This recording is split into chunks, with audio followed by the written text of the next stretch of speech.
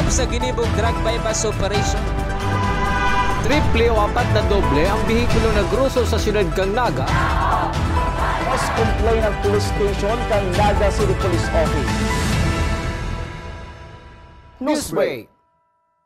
Sa headlines kan mga barata, DOH Bicol nangapudan sa mga kababaihan magpa-cervical cancer screening. Pagpark ng bihikulo sa gilid kang tinampo harani sa Naga City Police Office, bawal na. Mister na tinakot ang dating kailusyon na iwawarak ang mga sensitibong retrato pati ng video, inireklamo sa PNP, arestado sa entrapment operation. TikTok Year 2, naging produktibo asin matrayumpo. Diyos marhay na banggi. Ako si Antoinette Eduardo an sa indong tagapagatod, Bareta. Maaliwalas na ang tinampo pasiring sa Naga City Police Office matapos na sunodon ni Police Colonel Erwin Rebellion ang sa iyang promesa na sa iyang lilinigo na nasabing lugar. Ang detalye sa report ni Melvin Machado. Ini ang dating kamugtakan sa luwas kang Naga City Police Office. Asin iniman ang promesa ni City Director Police Colonel Erwin Rebellion. Alam mo, mas maganda siguro talaga may nagkikritics. Siguro. Naglilinis tayo sa ibang bakuran, pero yung bakuran natin, hindi natin malinis. Sige, give me this week. Give me this week. Lilinisin ko yung harapan na yan. Lilinisin ko na yung harapan na yan.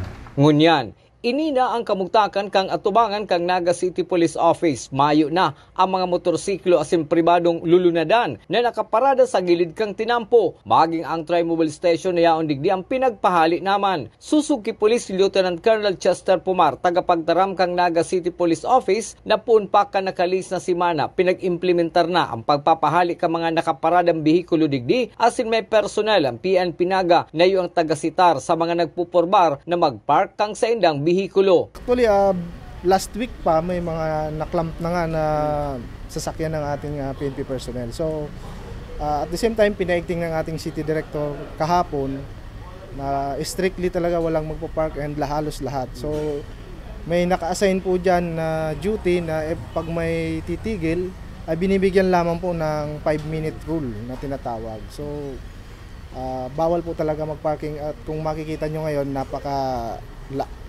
maganda na yung kalsada natin dyan. Medyo maluwag na talaga. Idinagdag pa kang opisyal na mayo man maraot sa pagtuyaw urog na kung positibo ang obheto. Wala naman masama na mag-react kami doon kung parang tama naman at the same time sabi nga yan, rational naman siya and talagang para sa interest naman ng nakarami. So adjustable kami, flexible. Para sa One Media, TV48 Naga, Melvin Machado, Newsbreak. Mientras tanto, maging ang barangay ang padagos ngunyan sa pagkondusir nin road clearing operation. Ugma si punong barangay asin liga ng mga barangay President Azon Peñaflor sa pagkakapasarkan road clearing ordinance. Na iyo ang naging paagi para malinigan ang tinampo na para subuot sa mga bihikulo asin sidewalk na para sa publiko. Nagabusman subuot makikinabang. Ay iyo po, ning naugma po kami kaning ordinansang ini asin talagang dapat gibuhon asin na patunayan po nakita mga naging nagkasaro asin sarabay na magtrabaho para po sa karayan asin para sa kalinigan ka ayusan ka atong lugar sa tuyang pong Naga. Sa iba pang bareta, Department of Health Bicol pinag-inganyar ang mga kababaihan na aprobitsaran ang libreng screening para sa cervical cancer. Ang detalye sa report ni Melvin Machado. Sa record kang Department of Health Bicol, hali sa Bicol Regional Hospital sa Legazpi as Bicol Medical Center sa Naga City, may 150 kaso sa buot ng cervical cancer sindang na-detect. Kung kaya porsigido ang DOH na makapagkondusir ng free screening sa 70% kang kababaihan sa reyon. Alagad sa nakali sa mga taon, 0.6% sana ang na-screen kang DOH Bicol. Asin ngunya na taon 2024, target nila makapag-screen nin 51,000 na kababaihan. Kasi ang target po natin for the whole of the Bicol region, 70% ng mga kababaihan ay mas-screen po natin sa cervical cancer screening. Pero in the past years, umaabot lang po tayo sa 0.6%. Okay, so mababa po talaga yung bilang ng nasi-screen. Available yung mga gamot, available yung mga means kung paano gamutin, nga lang konti yung nadadiagnose kasi konti yung nagsiscreen. Kaya ngayon, ang ginagawa natin, gusto natin ma-reach 51,000 na mga babae for the whole year, this year, para po at least kung makasave tayo, makadiagnose tayo doon ng isa or dalawang babae na maligtas natin ng buhay, magiging masaya na po tayo doon. Kabaliman sa pirming hapot kung ang cervical cancer pwedeng maiwasan. Yes. Napakagandang katanungan at ang kasagutan po doon is yes. Sa mga bata pa lamang na wala pang exposure, for example, sa na hindi pa na-expose doon sa virus, mapiprevent ito sa pamamagitan ng pagbabakuna. Meron kasi tayong available ngayon ng mga vaccines at itong mga vaccines na to proven effective siya na i-prevent yung pagkakaroon ng cervical cancer. So we vaccinate 9 to 14 years old. So doon pa lamang, actually may chance nang ma-prevent ang cervical cancer. Pero syempre nung mga sinauna wala pa tayong cervical HPV vaccination, so mapiprevent pa rin yung pagkakaroon ng cancer kung maaagapan po natin siyang ma-diagnose. Again, ang diagnosis kapag nagka-symptoms na, advanced stage na yan ng cancer. Ang aktibidad ngunya na daw sa syudad kang Naga mapadapit sa cervical cancer na pinag-atinderan kang Committee on Health sa 27 barangay kang Naga sin iba pang sektor ang saro sa mga paagi kang DOH Bicol na makapag-crear nin awareness sa gabos na kababaehan. Para sa One Media TV 48 Naga, Melvin Machado, Newsbreak. Mientras tanto, ang Bicol Medical Center sa syudad ni Naga asin BRTTH duman sa Legazpi ang kabale sa cancer access sites na pwedeng dulukan kan mga gustong magpa-screen. Apwera kaini may mga paagi man subuot para matabangan ang sarong pasyente na may cervical cancer sa iyang mga gastuson sa pagbubulong. Actually, meron tayong cancer access sites. Itong access sites na to, ito yung dalawang hospital ng DOH, BRTTH, saka BMC, kung saan we allot funds para suportahan yung mga taong nag-undergo ng treatment. Meron tayong ceiling na per patient we can assist 150,000. Kapag sumobra pa ang gastusin sa gamutan nito, nandiyan pa yung ating mga MAIP or yung sa malasakit po natin. Pero actually, even sa ating PhilHealth, mauna kasing ibawas yung PhilHealth. Yung mga support from the DSWD, yung sa PCSO, pagkatapos nan, kapag kulang pa yon, papasok yung assistance ng Cancer Assistance Fund, 150,000, tapos papasok din yung MAIP po natin. So in short, maraming mekanismo para matulungan po natin yung problemang pinansyal ng ating pong mga na-diagnose. Kailangan lang po muna nilang dumulog doon sa ating mga hospital na yon, mga rural health units, sa mga doktor nila, para po mapag-usapan po natin kung ano yung mga posibleng gawin po dyan. Sa iba pang bareta, 60 cases nin pertussis an nairehistro kan DOH Bicol puon kan January 1 hanggang unya na petsa 18 kan presenteng bulan. Sa nasabing bilang, 2 subuot an pinagbawian nin buhay. Susug ki Dr. Ray Millena kan DOH Camarines Sur, kadaklan sa mga tinatamaan kan pertussis an mayo subuot nin bakuna. Kun kaya kaipuhan mabakunahan an kaakian para makaiwas sa nasabing helang. Mostly nitong mga kaso natin, lalo na sa pertussis, karamihan walang bakuna, unknown yung immunization status, o isa lang ang bakuna. So, it really proves na kailangan natin magpabakuna. Sa pagbabalikan news break, lalaking naghuma na ipapakalat ang masisela na retrato kan sa iyang dating kailusyon, nakakulong na ngunyan sa Naga City Police Office. Iyan asin iba pang mga bareta sa pagbuelta kan One Media TV 48 Naga News Break. Dakop sa ginibong drug bypass operation. Triple o 4 na doble ang bihikulo na gruso sa syudad kang Naga. Mas complain ang police station kang Naga City Police Office. Newsbreak. Flight attendants, prepare for takeoff, please.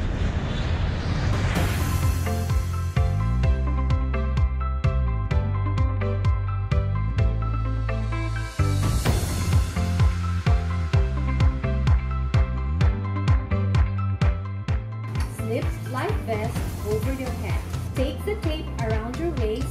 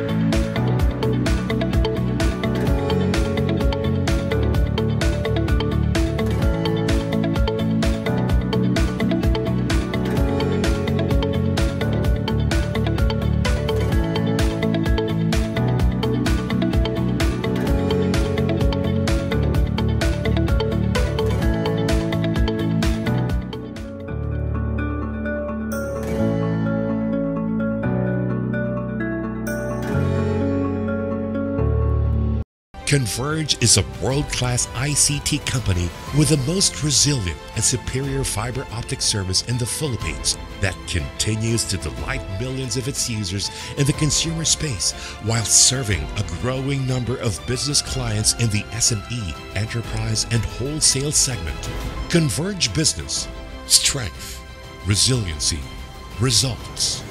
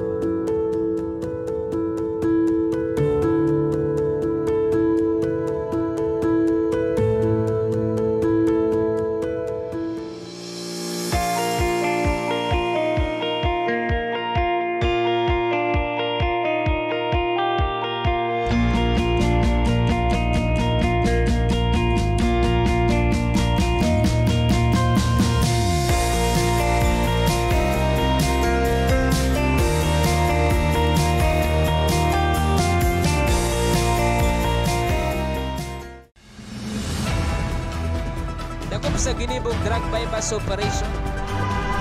Triple o 4 na doble ang bihikulo na gruso sa siyudad kang Naga. Mas complain ang police station kang Naga City Police Office. Newsbreak.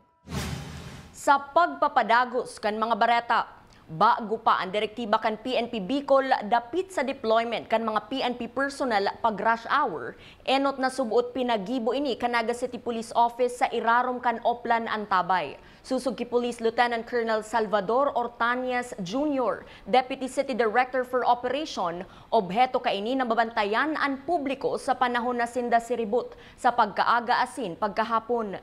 Yung Oplan firewall ng PRO 5, meron na tayo before pa sa Naga, yung Oplan Antabay. So ito naman ay from 6 to 8 in the morning and 4 to 6 in the afternoon. So lahat ng ating mga office personnel ay nakadeploy dahil yan yung time na busy yung at maraming mga tao sa lansangan.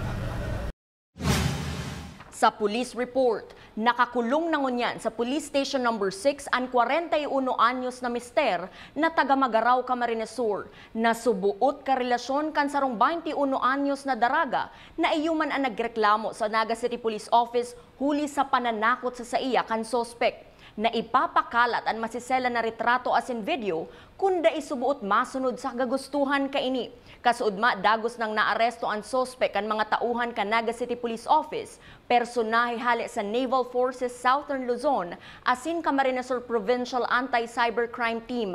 Nahampangon yan sa patong-patong na kaso ang sospechado.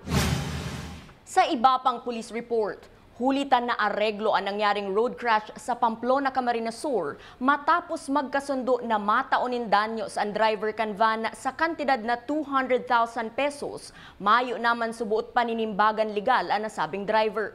Susugman sa Land Transportation Office, daiman apektado ang lisensya kan driver mantang daiman ininatawanin anuman na citation ticket hali sa saindang opisina. Kadaklan subuot sa mga road crash ang napupuli sa areglo kung kaya salbado sa anuman na paninimbagan ang driver na naiimbwelto. Padagot sa mga bareta, ika-2 taon kan TikTok, liwat na naging produktibo asin matrayumpo. Ang detalye sa report ni campus correspondent Kayla Casulia. Dakul na kaaraman ang naihiras kan aktibidad na TikTok 2024 na may temang Empowering the Minds of Individuals for Impactful Social Change. Inipig partisiparan kan mga estudyante hali sa Departamento kan College of Arts and Sciences as in College of Accountancy and Finance. 4 na matitibay na resource speaker ang presente sa nasabing aktibidad, arog ni na Mercy Luntok, Joselito Ocol, Michael Angelo Navarra as in Risa Mustar. Hiniras ni Lori May Panis Colokit sa sa event organizer kan TikTok ang obheto kan nasabing aktibidad. May kasabihan kasi si Jose Rizal na ang mga kabataan still ang pag-asa ng bayan, and we see that. We want to really empower the students para to come up with their voices kung ano pa talaga yung nararapat para sa kanila. Not just to bring their idea about individuals, but how we can come up with this kind of project na matutulungan talaga sila na kaya ko pala. Katakod kan temang Media and Communication and Crafting Compelling Narrative na sa iyang TikTokar, nagtao manin advice si Risa Mustar sa mga estudyanteng maut maglaog sa mundo kan media. It takes a lot of courage, it takes a lot of passion, it takes a lot of knowledge for you to be able to be a real media practitioner. Patunayan mo na you are deserving to be called a media person by following the code of ethics, the ethical standard of a media person, di ba? Maging responsable ka, maging accountable ka sa mga sinusulat mo, sa mga sinasabi mo. Sigun kay Kim Rodriguez, a first-year CAF student na naging partisipante kan TikTok, saro sa nagtatak sa iya sa ginibong aktibidad, iyuan pagtukar manungod sa gender and development. The gender development, since it is close to my heart po, since I am a part of LGBTQ, and and I really like the idea about na ang gender development is not only about the LGBTQ, it also considers the men and the women. Para man sa third-year communication student na si Kimberly Alanis, importante asin makakatabang ang mga arog kaning aktibidad. The TikTok 2024 is a one for the books experience. It made me realize that we should invest our time or spend our time wisely if we will immerse ourselves on attending such conferences or expose ourselves to what's really going on right now in our country or in the world. We will be able to come up with advocacies, we'll be able to come up with plans so that we will be able to contribute to the society, whatever our status is in the society. Ang TikTok 2024 naging matrayumpo ninhuli sa pagtatarabangan kan mga communication students, instructor, asin mga sponsors. Para sa One Media, TV48 Naga, Kayla Casulia, Newsbreak. Sa iba pang bareta, pagpili nin mga magiging bagong opisyales kan Central Student Government Naga College Foundation, ginibong niya na aldaw. Ang detalye sa report ni Christine Alcanzo Reyes. Liderato, serbisyo asin bagong administrasyon ang kaipuhan na pag-isipan kang KDNC-an, ngunya na may mga bagong leader na gustong magtukaw asin magtauning plataporma sa bawat estudyante kang institusyon. Pinag-ibo ang CSG Harampangan Presidential and Vice Presidential Debate para mabisto ang mga plano na mahasentro sa kamarayan kang bawat saro. Sigon kay Dadray Labordo, Editor-in-Chief kang Danaga Collegian asin ang nag-organisa kang aktibidad, obheto kang harampangan iyo ang mabisto ang kada kandidato asin mailansar ang sa indang plataporma. So yung objectives po ng harampangan is primarily to give platforms to the CSG candidates or the CSG aspirants for them to relay their projects, plans, platforms for the student body and in order for them to introduce themselves as deserving student leaders. Pinagtauman ni Sir Son Reboriano, Coordinator ng Office for Student Affairs, ang importansya kaini sa Lambang Saro. The primary reason why we conduct a meeting at the Avance for the CSG aspirants is to let the student body get to know their aspirants better, as well as be familiar with their respective platforms, as well as future projects that may benefit the students when they become the officers that they aspire to be. Mientras tanto, pinag-ibo naman ngunyan daw ang eleksyon asin iniimbitaran ang mga NCIA na makisumaro asin magpili ni mga lider na madangog asin mataong importansya sa bawat estudyante ka NCF. Para sa One Media TV 48 Naga, Christine Alcanzo Reyes, Newsbreak. Asin yan ang mga bidang baretang nakalap kan mas pinakusog na puwersa kan One Media TV 48 Naga News and Bicol Affairs.